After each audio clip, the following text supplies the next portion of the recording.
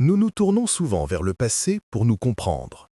Ce soir, nous portons notre attention sur l'année 1888 et l'histoire solennelle de Martha Abraham. C'est une affaire qui nous rappelle que derrière les documents historiques se trouvent des personnes réelles, dont la vie a été irrévocablement changée par les événements qui se sont déroulés. C'est leur histoire, du mieux qu'elle peut être racontée. Au cœur de l'East End de Londres, le district de Whitechapel était un monde en soi. C'était un labyrinthe de ruelles éclairées au gaz, d'immeubles surpeuplés et de pensions communes où des milliers de personnes vivaient dans la pauvreté. L'été 1888 était comme les autres jusqu'aux premières heures du 7 août. Sur le palier faiblement éclairé du premier étage des George Yard Buildings, un immeuble d'appartements connu pour ses résidents de passage, un agent de police en patrouille fit une macabre découverte. Le corps d'une femme gisait dans une mare de sang. Sa mort ne fut pas seulement une tragédie, mais un sombre prélude, la première secousse d'une saison de terreur qui allait bientôt étreindre la ville. La victime fut identifiée comme Martha Abraham, une femme de 39 ans dont la vie reflétait les dures réalités de son environnement. Née Martha White, elle avait épousé un emballeur d'entrepôts, Henry Abraham, et ils avaient eu 2 fils. Cependant, le mariage s'était dissous et pendant plus d'une décennie, Martha avait été séparée de son mari. Comme beaucoup de femmes dans sa position, elle menait une existence précaire à Whitechapel, vivant dans une succession de pensions communes. Elle recevait une petite allocation hebdomadaire de son mari séparé, mais ce n'était pas suffisant pour survivre. Pour compléter ses revenus, elle vendait des babioles dans la rue et se livrait au travail du sexe. De la vie générale, c'était une femme prise dans un cycle de pauvreté et une forte dépendance à l'alcool. Une vie vécue dans l'ombre d'une société qui offrait peu de filets de sécurité à ceux qui étaient en marge. La nuit du lundi 6 août était un jour férié, Bank Holiday, un jour de rare loisir pour la classe ouvrière londonienne. Pour Martha Abraham, ce fut une nuit de beuverie qui serait sa dernière. Elle était en compagnie d'une amie et compagne de travail de sexe, Mary Ann Connelly, connue localement sous le nom de Pearly Paul. Les 2 femmes furent vues buvant avec 2 soldats, un caporal et un simple soldat, dans plusieurs pubs du quartier. Selon le témoignage ultérieur de Pearly Paul, le groupe était de bonne humeur. Vers 23h45, près de l'entrée sombre de George Yard, le quatuor se sépara en couple. Pearly Paul partit avec le caporal vers Angel Alley, tandis que Martha s'éloigna avec le simple soldat, se dirigeant vers l'ombre de George Yard.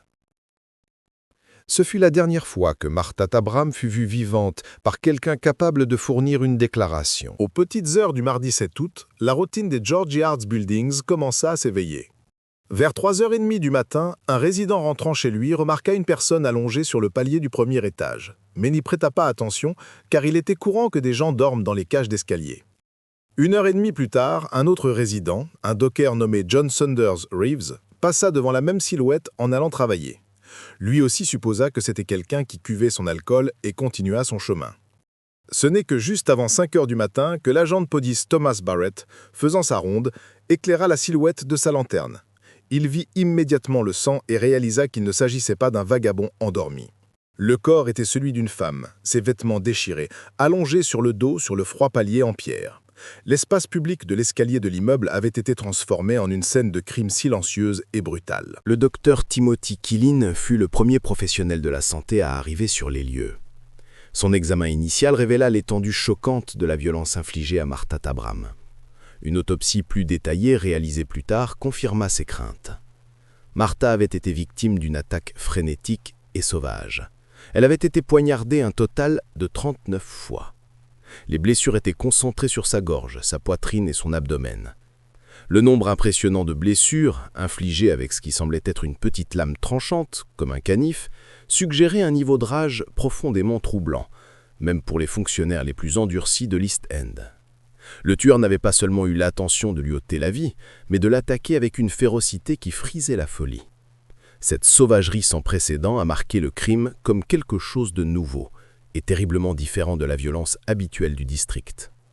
L'enquête menée par les détectives de la division H de Scotland Yard, dont le respecté inspecteur Edmond Reed, se concentra immédiatement sur la piste la plus prometteuse, les 2 soldats.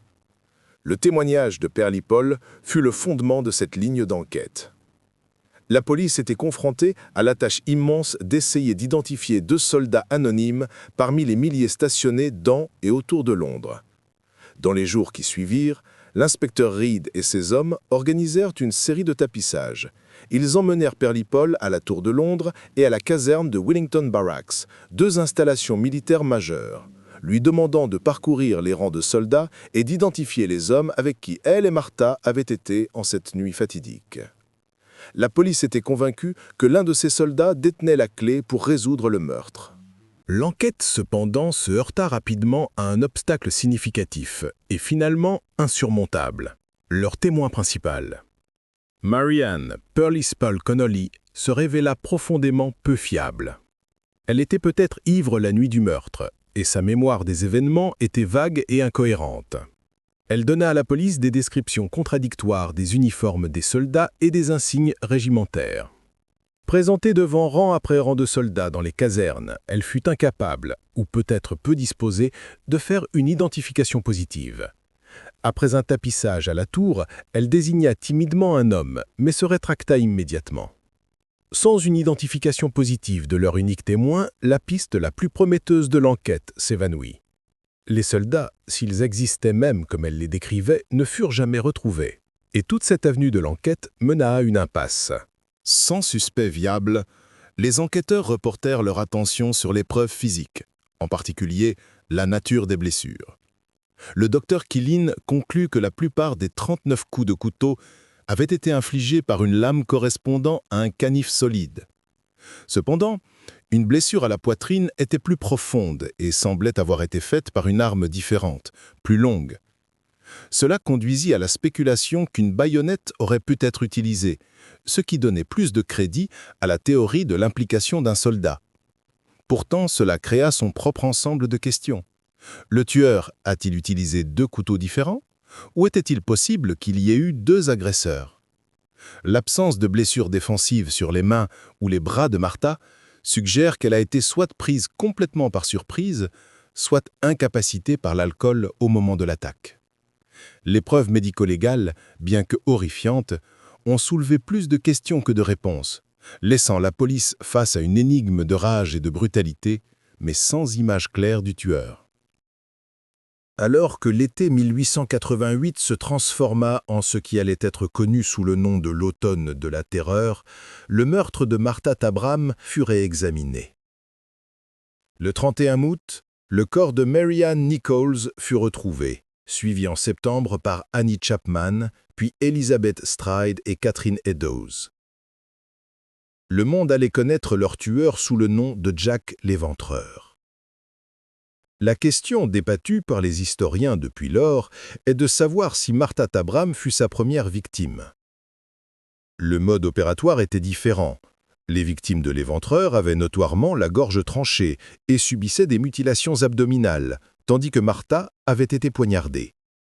Cependant, le profil de la victime, l'emplacement, le moment et la pure férocité de l'agression ont conduit beaucoup à croire que son meurtre était, à tout le moins, l'œuvre de la même main, peut-être une étape précoce et expérimentale d'une campagne de terreur. Le meurtre de Martha Tabram ne fut jamais résolu. Son tueur ne fut jamais identifié, et personne ne fut jamais traduit en justice pour ce crime. Son affaire fut rapidement éclipsée par les meurtres plus tristement célèbres qui suivirent, mais elle reste une partie cruciale de l'histoire. Sa mort marqua le début d'une période de peur intense et de bouleversement social dans l'East End de Londres. Elle fut la première femme d'une série de victimes dont les vies tragiques et les morts violentes ont exposé le côté sombre d'une ville de renommée mondiale. Quelle ait été la première victime de Jack l'Éventreur ou la victime d'un autre tueur inconnu, son histoire est solennelle et importante, un témoignage d'une vie de difficulté écourtée par un acte de violence brutale qui reste un mystère à ce jour. Merci d'avoir passé ce temps avec nous. Réfléchir à ces événements passés est une façon de se souvenir des individus impliqués et de l'impact que leurs histoires ont eu sur leur communauté. Si vous avez des réflexions sur le cas d'aujourd'hui, nous vous invitons à les partager respectueusement dans les commentaires ci-dessous. Nous espérons que vous vous joindrez à nous pour notre prochaine affaire de True Crime.